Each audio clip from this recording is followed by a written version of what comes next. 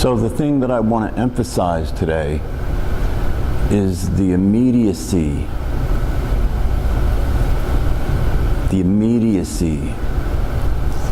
of the truth, the immediacy of the awareness that you are.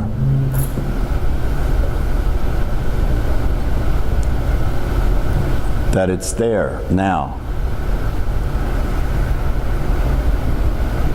And maybe the question is, do you really want to let go and allow yourself to experience the truth? Do you really want to be free? Do you really want to let go and allow yourself to know what you are?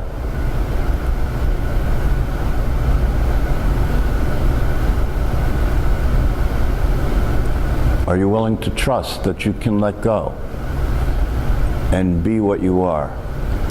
And know that you won't lose anything, that what will happen is you'll gain everything. You'll gain everything. Because until you experience the truth, until you know what you are, then the life you're living is given by the thoughts you're having. And the thoughts are not what there is to be aware of, they're thoughts about it. The thoughts are not what there is to be aware of, they're thoughts about it.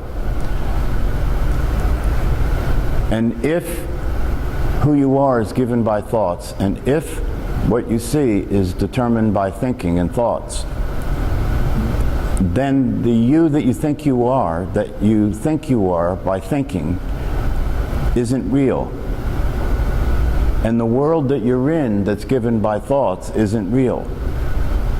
And so if you let go of using thinking to know and using thinking to be, then you're free to be fully awake and aware, and you're free to experience the truth of yourself and to see the world as it is. It just happens. You'll know if you let go, you'll know if you experience the truth, because you won't have any questions. You'll see the answers for yourself. You won't need a teacher. You are the teacher. Because who you're being and how you're seeing things is the same perception, is the same vision, is the same seeing that any teacher is aware of that could answer any of your questions. The only question really is, are you willing? Do you really want to be free? Are you willing to really let go? Since it's already true that you are what you are, that you are free, that you are awareness itself, all that's necessary is to allow yourself to get that. All that's necessary is to allow yourself to be what you are. It can't be hard, because if I ask you if you're aware and you answer yes, it means that you can see the truth. It means that you can see who you are. And there isn't anything that is more real or more true or more obvious than that you're aware. So what makes it difficult to know that as yourself? What makes it difficult to know that as yourself is that we have been depending on thinking as a way of being. To think about yourself is not to be yourself. To think you know who you are is not to know who you are. Without thoughts, you are who you are. In fact, that which is aware of thoughts is who you are. And it doesn't require thinking to be aware of itself. In fact, to think what it is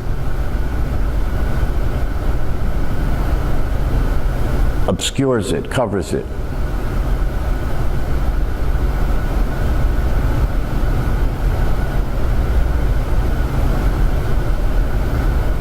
So See if you can just be aware that awareness is always present, it's always available.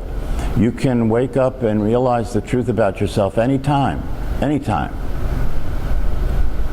Not by thinking about it, not by meditating, not by trying to figure it out, not by reading books, not by going to retreats, not by listening to teachers. None of that will work. None of that will ever get the job done because there's no job. That's what people do to try and be what they are, to try and know what they are. And when they experience the truth, they realize that all of those activities, all of those methods were unnecessary.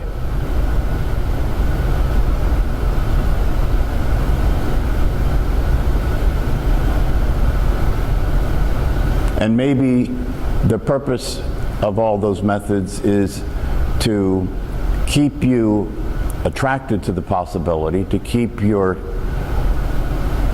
interest, to motivate you to let go.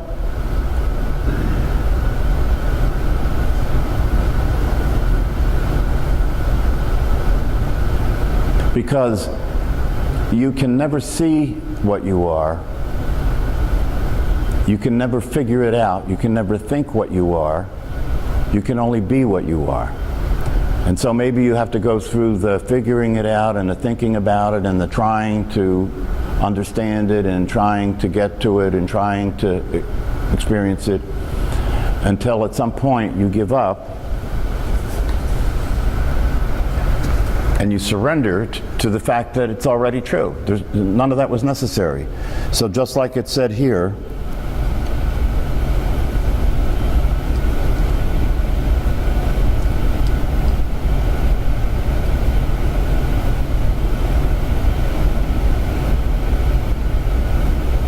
and then something absolutely profound and unbelievable occurs that can never be described in words because words are of the mind. We get a glimpse of who and what we really are beyond the mind's song of I, me, mine, beyond our self-obsession. We see, or more accurately, recognize the truth. So you don't see the truth, you recognize the truth because it can't be seen, it can only be recognized.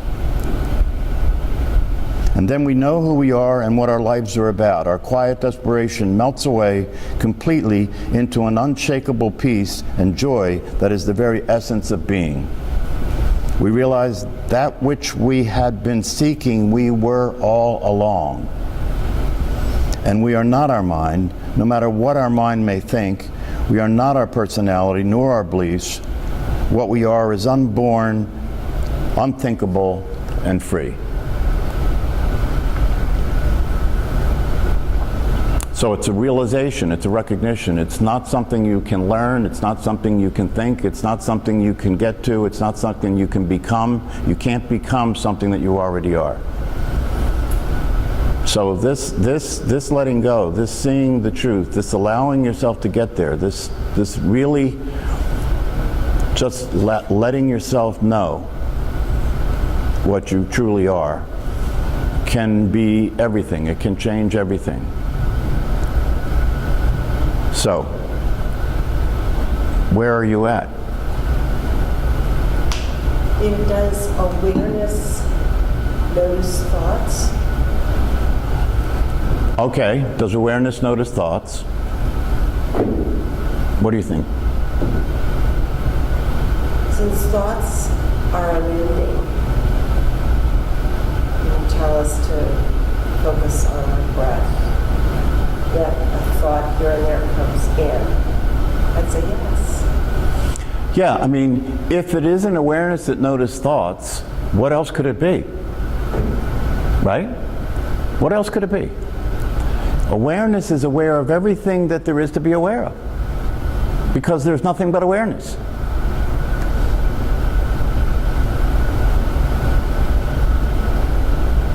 And the difference is that when you allow yourself to be that, then you start to see things as they are, because you no longer are using thoughts to interpret things.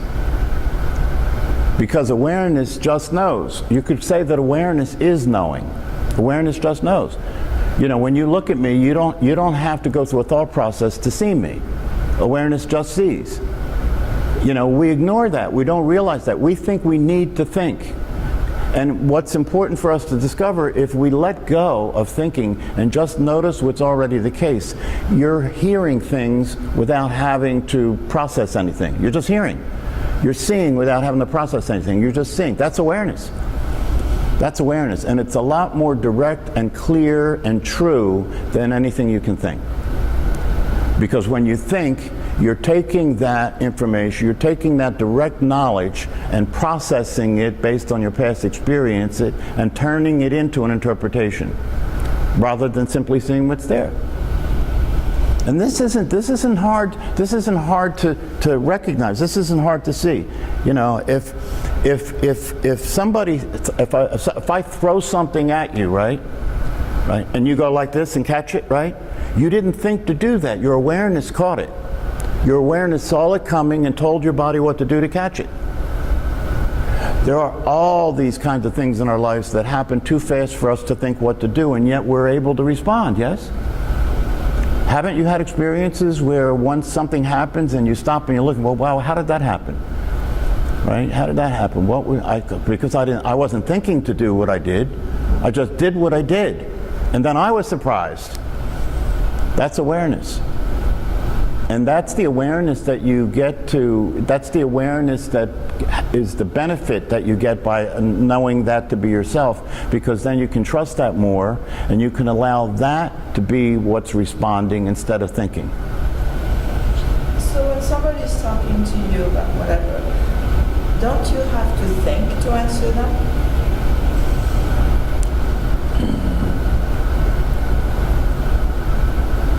Not necessarily. Not necessarily. And the reason I'm saying that is because when I speak to you here, right, I hear what you're saying, so that's awareness, right? I immediately know what I heard, right? And then what comes back out of my mouth, right, it's not something that I'm thinking. I may be thinking, and that may be different than what comes out of my mouth. What comes out of my mouth is a direct response. So what comes out of my mouth is the awareness heard the question, and the awareness presented an answer. It got downloaded through me and back. That's the way it occurs. And I can see a difference between that and thinking about it, right? I can see a difference between that and thinking about it. So that's something for you to kind of play around with yourself, you know. See if you can look to see when you're dealing with a situation or you're responding to something that got presented to you, a question or whatever it is. See if you can be related to that other than the way you're thinking about it. Like, just look to see, you know, what's coming through you as an answer rather than what thoughts are there, and see how different that is. You may notice that it's a lot more realistic. The responses are a lot more accurate and realistic when you are being present and allowing awareness to be responsive rather than to think about it.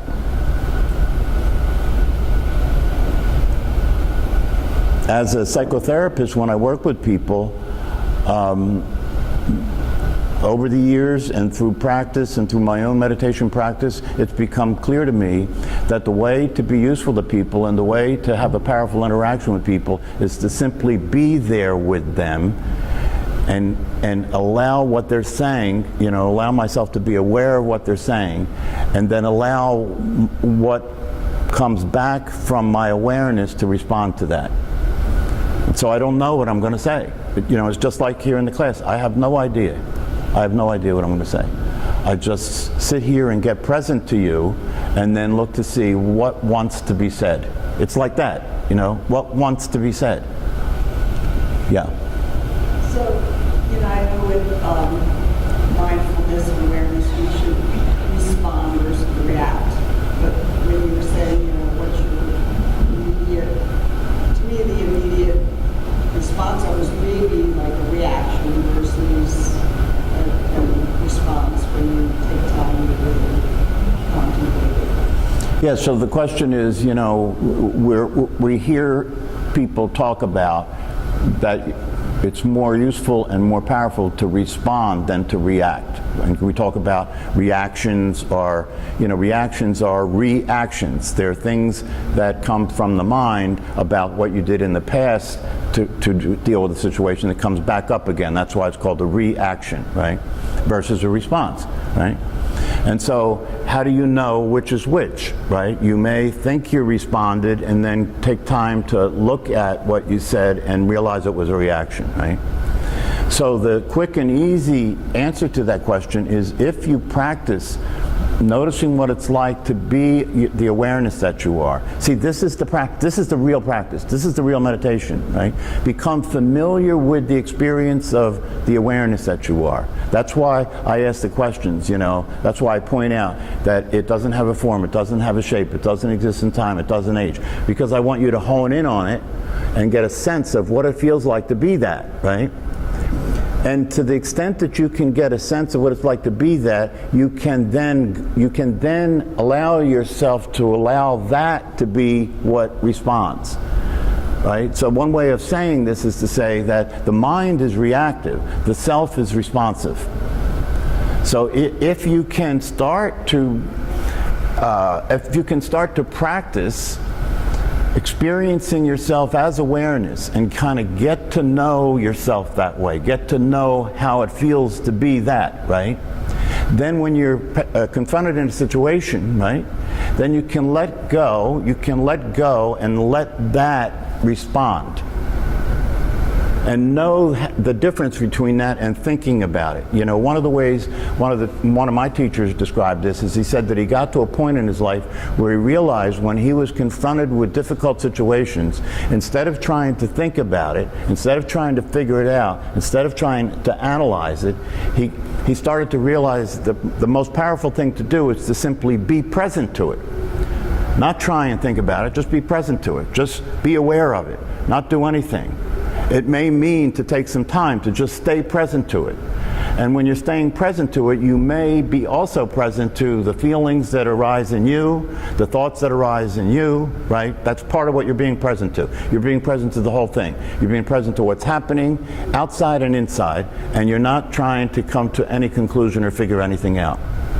And by being with it that way, so that's being aware, right? That's being aware. And by being aware that way, at some point, you begin to notice that something starts to arise like an obvious response. Something starts to arise like an obvious response. It just becomes clear what there is to do. And that's coming from awareness itself. And so you could say one of the ways you can practice is when you're confronted with difficult situations in your life, or when you're interacting with somebody and it's a difficult interaction, right? To see if you can just be aware of what's going on inside and out, what's going on in your mind, what's going on in your body, what's going on in your emotions, what's going on out there. Just be aware of it. Give yourself time to just be aware of it. Don't rush to act. Don't try and figure it out. Don't trust your feelings as the source of what you do, because we know that's irrational. Just be there and see the whole thing happen. And then at some point, something will arise that you will recognize is the response. It'll just be absolutely clear, that's the response. And then that's when you take action. Do you see what I'm saying? Does that make sense? So in order to do that, you have to practice not being the way that people... You have to practice not being the way that we automatically are, right? Because we automatically react from feelings, we automatically react from the past, we automatically try and figure things out and answer the situation like that. So that's gonna come up because that's how your brain's wired, right? That's gonna come up to play out. So you have to realize that your brain's gonna bring that up, your feelings are going to come up and want you to express that, you know, behave that way, and you have to stay present to the whole situation, and this is the power of awareness, right? Because if you just stay present to the whole situation and not act and just look and be aware, the awareness, the intelligence and the wisdom of the awareness will then respond.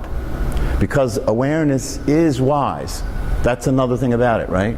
Why trust Why trust the mind, which it has no resources that can compare to awareness? You see what I'm saying? Why use the mind to deal with things when its resources can't compare to awareness? So this is why we're practicing, and this is why I think it's important when you practice meditation. Yes, in the beginning of meditation, we begin by getting grounded, by focusing our attention on the breath. Why? To stabilize attention. And once the attention is stabilized, we're done with that. So in the beginning of practicing meditation, we need to take a period of time in order to stabilize attention. And that's going to take some time. That's going to take some practice. Because the attention has been wild for so long, right? It's been taken by thoughts, it's been taken by feelings, it's been taken by all kinds of things in the world. And so it's going to take a while to stabilize that and to be aware of attention. And we need to give ourselves that time to practice.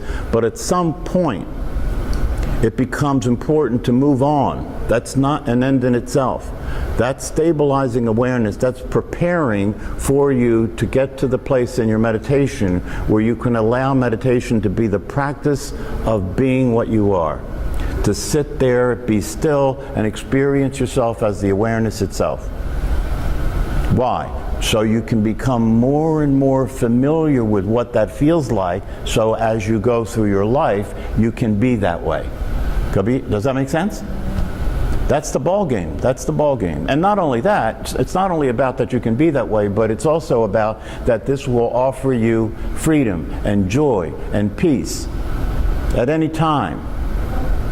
You can know yourself that way at any time. So if your mind is agitated and if you're in difficult situations that involve negative emotions, right, you can allow yourself to remember the truth about yourself and be free. And experience freedom from that, and experience peace, and experience joy, experience happiness. What you discover as you spend more time getting to know yourself, as you spend more time experiencing the truth of what you are, what you get to see more and more clearly is that you are happy. Who you are is happy. That solves the happiness problem. You know, who you are is happy. Who you are is, because remember the things that I pointed out when we did the practice. It never moves. It has no form. It's always there. It's not afraid. It's not angry. It's never sick. So if that's the case, if that's the nature of the truth of who we are, then the more we can experience that to be the case, the freer we are from the rest of it. And even when, because in the beginning you may have a glimpse of it, right? If you do these meditations that guide you to notice it, you can get glimpses, right? But the mind will come back in right away and start thinking again, right? And you'll fall back into that state. That's not a problem. That's to be expected. It's not a problem, right? Because if you continue to do the practice, you will continue to experience more and more glimpses and more familiarity with the experience of what you actually are, and eventually that'll take over. Eventually that'll take over, and you just have to trust that that's the case. And even if you forget, even in the beginning when you get back into states of mind and reactive states, even in those states of mind where you really forget the truth about who you are, right? You can remember. You may not experience yourself that way at that moment, but you can remember that you know. You can just remember that you know. You don't have to think about your house all day to know it's still there, right?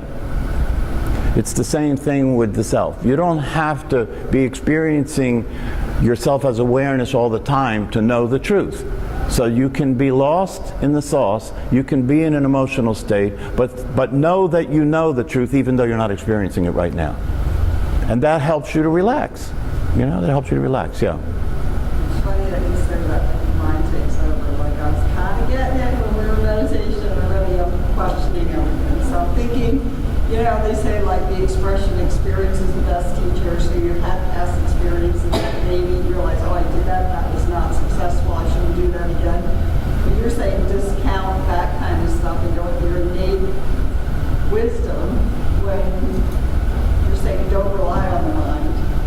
That's where I'm trying to. Yes, you see, the thing is this, and this is that's so Yeah, so the question is that, people have, she had glimpses, but then the mind came back in, and when the mind comes in, it presents things like the old cliche, learn from your past experience, right? And so see, this is a good question, because then you get caught up in this confusion, like, well, I'm supposed to forget about that? I'm not supposed to learn from my past experience, right? See, here's the deal, and this is why things like that get dicey, right? Because no, awareness includes it all. The mind doesn't include it all. It's only got access to past experience as a way to know and learn. The mind has access to everything as a way to know and learn, including past experience, you see. So it's inclusive. It doesn't not include that. It's just way far beyond that. But the mind, The mind Awareness. What's that? has access to everything. Awareness. Awareness, okay. Yeah, the mind has the ability to refer to past experience in terms of learning, right? And it's not that that's not true. That is true. It does work, right? But it's limited, that's all. It's just limited. There are things that are going to come up in your life that's not going to solve, right? Because there are things that are going to come up in your life that you haven't experienced before. That's the way life is. It's unpredictable, right? So where the mind can't deal with things like that, awareness can. Awareness has experienced everything. This is a mind-blowing thing, right? Awareness has experienced everything, because awareness is all there exists. So everything that's ever happened in awareness. I mean, that's hard for the mind to grasp, but nonetheless. So, so to me, I was also thinking about like education, what knowledge, a physician goes through years of school. So you're saying they take that knowledge that they've learned, and awareness is going to utilize it more in a more open manner and limited with the mind. Yes, awareness will make a brain surgeon a very good brain surgeon. Not just a brain surgeon. Somebody who can be present when he's got somebody's skull opened up on the operating table, and if something goes wrong, a person who knows themselves as awareness is going to be much more able to respond immediately in a very effective way, versus somebody that doesn't know that may freak out and get confused, and the patient may die. So it doesn't exclude the knowledge, it includes the knowledge, and much, much more than that, because it allows you to have access to not just what you know, but how you're being. Not just what you know, but how you're being. And I know myself, maybe you have too, that when I interact with physicians and doctors, right, there's two things to consider. It's how knowledgeable they are and skillful they are at being a doctor, right? But I pay a lot of attention to who they are too. Right? I pay a lot of attention to who they are, and if the doctor comes across to me to be cold or removed, or just dealing with business and not being there with me as a person, I'm not interested in this doctor. You see the difference? It's who you're being that makes a difference. It's who you're being. That's why when I do work with people in psychotherapy, it's very important. It's much more important to me that who I'm being with them is there than what I think or what I know. Do you understand? It's the same thing in your life. If you look at your life, you will see that who you're being in your relationships is much more important than how you know to interact with people. It's who you're being. Yeah. So earlier you were saying, you watch all these YouTube videos, read all these books, go on retreats, and won't get you there, but it will increase your knowledge base for your awareness to tap into. Well, it'll do two things. It'll continue to familiarize you with yourself, right? It'll continue to familiarize you with yourself, and that's a good thing. It'll continue to motivate you to want to experience yourself, right, as you really are. And then in the end, it'll frustrate you to the point where you let go of all that. You see, so it's got to go that way. First you have to try, and then you have to realize you'll never get there by trying. That's the way it works. It's not a problem. It's not a problem. Because while you're trying, you are learning, right? You are getting value from that. You are learning about your true nature. You are familiarizing yourself with it. But the time has to come when you have to let go of that, because you cannot become what you are. It's just that simple.